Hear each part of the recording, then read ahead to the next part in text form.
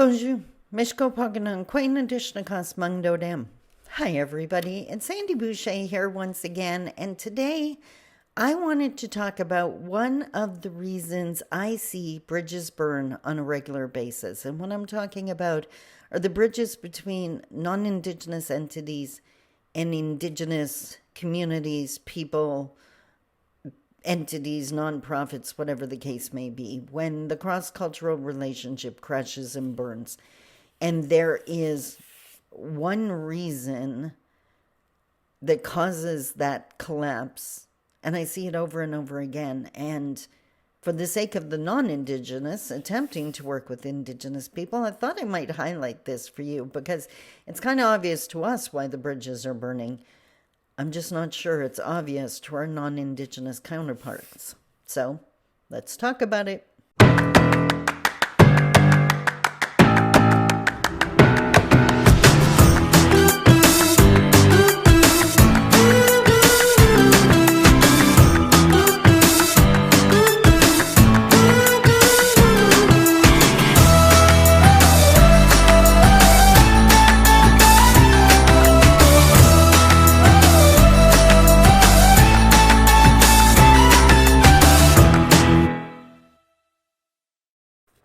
Hello again. As I mentioned in the opening, my name is Sandy Boucher. I'm Red Thunderbolt Woman of the Loon Clan, a proud member of Seine River First Nation in Treaty 3 territory in Northern Ontario, and today I'm talking about the bridges burning.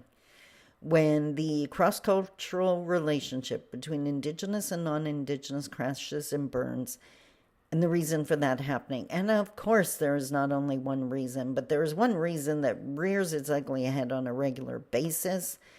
And come to think of it, now that I'm thinking about this, I think that, what is that? It was written in the sand or stars or wherever. That was going to crash and burn from step one. Before the relationship, before any steps were made to start it. And by the way, this is not a video about judgment. I don't do that. Non-Indigenous people, that is my career. On one side, I'm empowering Indigenous people, and on the other side, I'm helping non-Indigenous people understand what they don't yet understand, what they cannot see with their cultural lens. It's the back-to-back teaching again. As an Indigenous person, I can see issues and challenges that they can't see. They can see issues and challenges that we can't see. But when we respect each other and actually believe when we share this stuff with each other, we could actually make a difference. The problem is the Indigenous voice and the Indigenous view in these relationships is still so often minimized or dismissed. And then the bridge burns. So for those who have struggled, this is not judgment. This is society teaching you how to do this. And unfortunately, what you've been taught works in mainstream doesn't work in a cross-cultural Indigenous, non-Indigenous relationship. And what I am talking about is the authenticity of experience over education. The authenticity of experience over education. And I mean, it's the difference between living something and learning about something. And I hope and I pray that you can understand that when you live and go through an experience, you have a greater depth and understanding of whatever that was than being taught about it in school. Unfortunately, mainstream values education. It values how much have you been taught, how many degrees do you have, and that feeds what I have seen, that ego that thinks I can solve your problems even though I've never had that experience, even if you have lived with that experience for 30, 40, 50, 60 years. And that's where the bridges burn. So it's the difference between who you are and what you know. And authenticity is everything to Indigenous people. When someone is being real with me, vulnerable, authentic, sharing their truth, that bridge is built almost instantly. But when you're coming at me with your degrees and how much you know and your experience in business over who you are, all you're doing is making me nervous. All you're doing is making me wonder, what are you hiding? It's why so many Indigenous nations, to use a Christian phrase for a second, we're going to break bread first. We're going to sit and have a feast together. We're going to have a meal together, not to discuss business. I need to know who you are. I need to know the things you were taught, where you were raised, the things you believe. When I know those things about you, we can start building a bridge. For so many Indigenous people now, and I don't think it's a surprise to any, that many Indigenous people living within Canadian borders are impoverished. And my experience as an impoverished person in my past and working with many impoverished people, impoverished comes with its own layer of authenticity. And if you don't believe me, watch the houseless population. Okay, that would be gross. Don't sit around watching people, like give them some kind of dignity. But if you do end up interacting with any houseless people, they do not have the luxury of putting on airs. They are who they are. They need what they need. This is as real as it gets. That facade, that fake image, that presenting yourself as someone you're not, is a luxury. It is a privilege. And the impoverished don't bother. Now, going out on a dangerous limb here, because we live in a time, in an era where people are spitting out some really ugly stuff that used to, remember the days when we didn't talk about politics or religion, that those were topics off the table, and now everyone does, to the point that mine is better than yours, that I don't care what you think. Again, social contract just burning.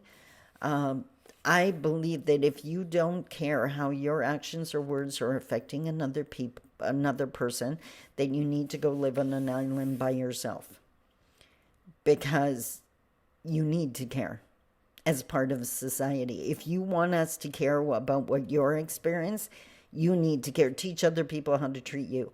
You need to care about other people. And I know a lot of people are at the end of their rope and they just can't, they don't want to care about other people because no one's caring about them. It starts with you. Teach other people how to treat you. You want people to care about you, care about other people. You want people to treat you with respect, respect other people. You want people to treat you with kindness, be kind to other people. Teach them how to treat you.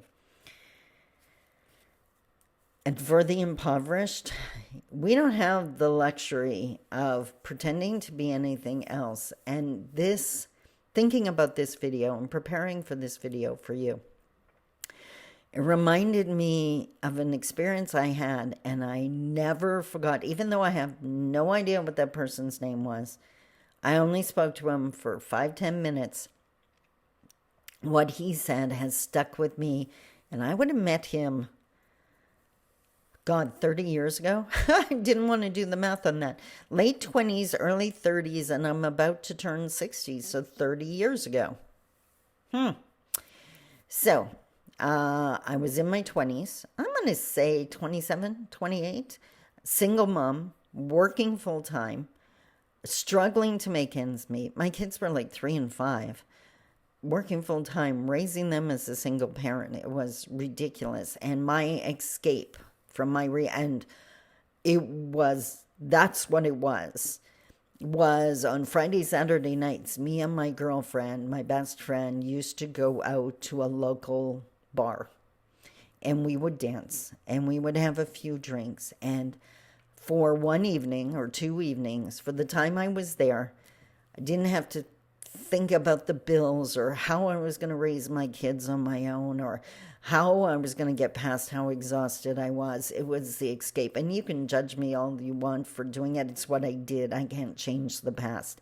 And for that time, it worked.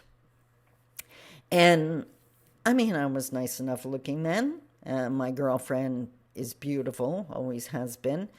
And we were at the club one night and, having a drink, listening to the music, getting up to dance every now and then. And this young man came to speak to me. And, he was hitting on me. Let's put it that way. And he, just by the way he was phrasing things, I can't remember what he exactly said, but just by the way he was phrasing things, he assumed I was successful. He assumed I was a professional or something, that I had a career. And I found this very interesting. So I just let him talk for a while. And then finally I stopped him and do you mind if I ask you a question? And he agreed. And I said, you've made some assumptions about me, that I'm a professional and that I have this great career. And why? I'm just wondering what led you to make that assumption? I will never forget his words. 4 words that probably became the roots of the career I have now. And all he said was, because poverty is ugly. He assumed I had money. He assumed I was successful because I looked nice.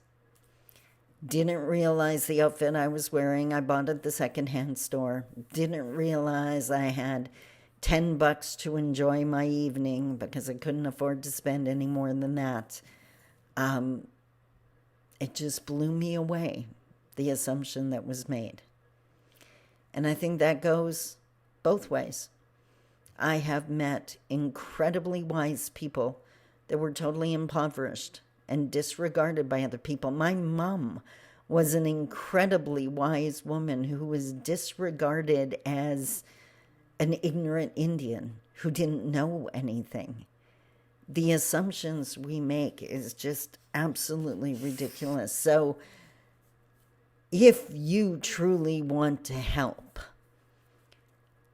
whatever your work is, set down the ego. This is not about how much you learned. How about find out what the people you're trying to help know? Listen to their wisdom. Listen to their lived experience. No, they don't have your degrees. They don't have your certificates. They have life experience. They have the lived truth. And if you really want to build a bridge, start seeing past the judgments that you may have of how they look and how they're dressed, the assumptions you want to make. Put those aside and make room for actually learning who that person is. Because those people in the communities with under boil water advisories for decades know how to laugh in the face of adversity. They know how to laugh in the face of grief. They are some of the strongest people living on Turtle Island. And it's time we start seeing them that way. If you could just change your lens just a teeny bit. I hope that made sense. It has been an amazing week. I am hoping I have a voice for you next week, but it's busy season for me, which means a lot of seminars and a lot of speeches, and we can pray. Until next week, you take care of you. I love you. Take care. Bye-bye.